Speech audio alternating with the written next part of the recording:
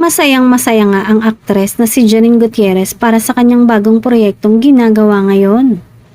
Matatanda ang nauna ng naibalita noong bago matapos ang taong 2024 ay sinabi ng ABS-CBN Network na magkakaroon ng project ang Tambalang Ekonin ngayong taon.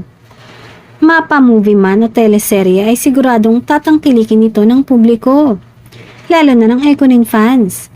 Pero ang tanong ng marami, kasama niya kaya ang kanyang boyfriend na si Jericho Rosales dito sa project na to? Mukhang hindi na nga masyado busy si Echo at sana ay kasama nga siya ni Janine sa project na yon.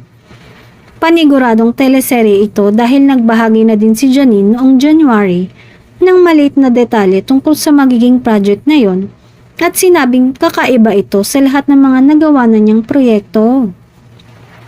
Excited na nga ang kanilang mga fans sa kung anong klaseng serye ito lalo pat unti-unti nang nagbabahagi si Janine ng detalye para sa kanyang proyekto.